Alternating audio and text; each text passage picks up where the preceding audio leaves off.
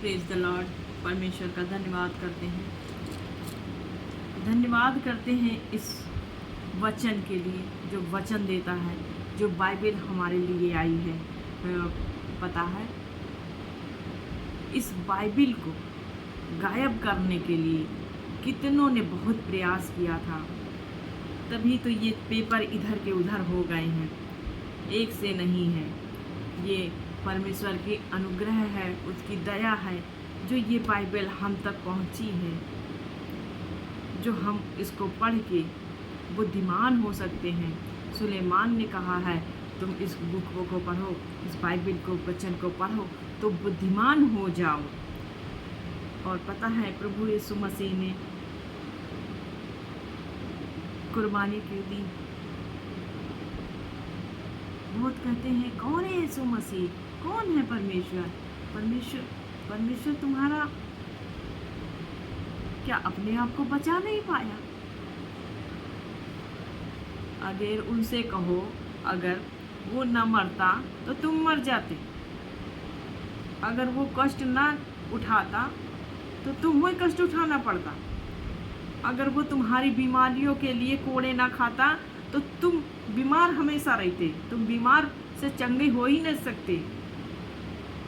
वो लज्जित हुआ ताकि तुम लज्जित ना हो, उसने अपने हाथों में कीले ठुकवाई ताकि तुम्हें तकलीफ ना हो, तुम्हें कीले ना ठोके जाए। आज कहते हो कि परमेश्वर कहाँ है? परमेश्वर कौन है? वो परमेश्वर जिसने अपने आप को नहीं बचा पाया।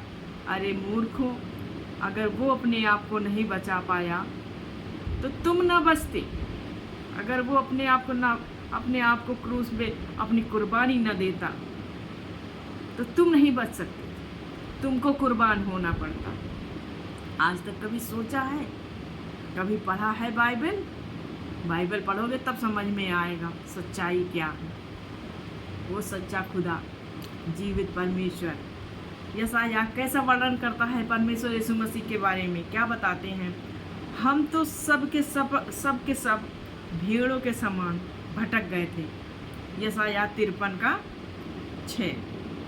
हम तो सब के सब भेड़ों के समान भटक गए थे, हम में से हर एक ने अपना अपना मार्ग लिया और यहोवा ने हम सबों के अधर्मों का बोझ उसी पर लाद दिया। कितनी तकलीफ की बात है। कभी सोचा है? हमारा यशायाह भविष्यवक्ता किस तरीके से वर्णन करता है परमेश्वर के यीशु मसीह के बारे में? हम तो सब के सब भेड़ों के समान भटक गए थे। भेड़ इधर उधर भागती है, इस तरीके भटक गए थे, कहाँ कहाँ भटक के गए, लेकिन प्रभु को नहीं समझ पाए, प्रभु को नहीं पा पाए। हम में से हर एक ने अपना अपना मार्ग लिया। कोई पूजा पाठ में लग गया, कोई गंगा नहाने में लग गया कि पाप करो, गंगा नहा लो। गंगा नहाने से पाप धुल जाते हैं?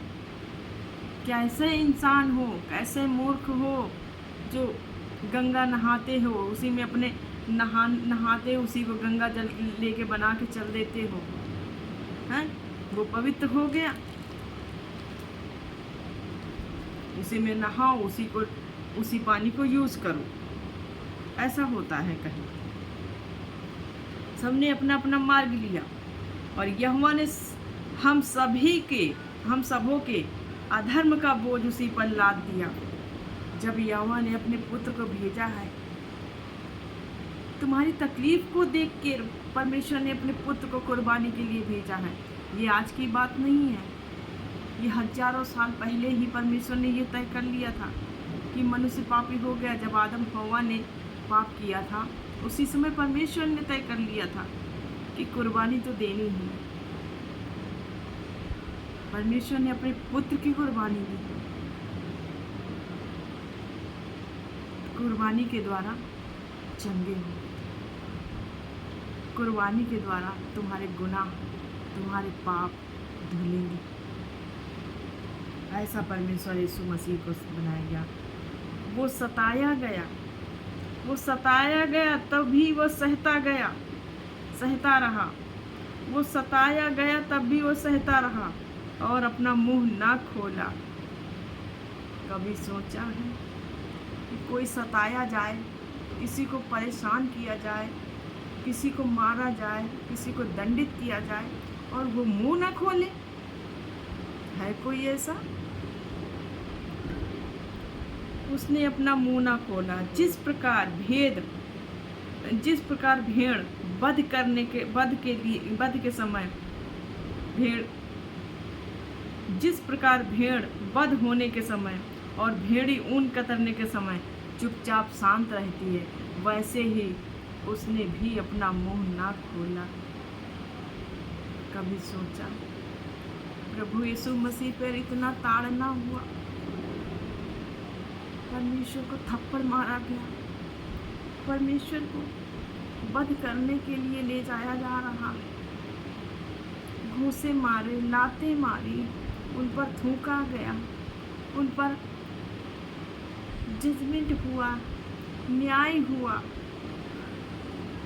न्याय करने के लिए 3-3 कटघरे ले गए, 3-3 जगह ले गए कि न्याय करने के लिए।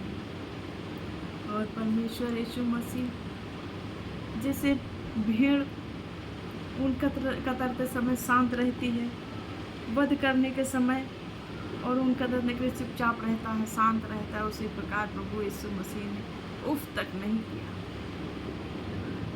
कुछ भी नहीं कहा। ऊपर से कहते हैं परमेश्वर पिता इन्हें माफ़ करना, ये नहीं जानते कि क्या कर रहे हैं। वैसे ही उसने अपना मुंह ना खोला। ऐसा परमेश्वर तुम कहते हो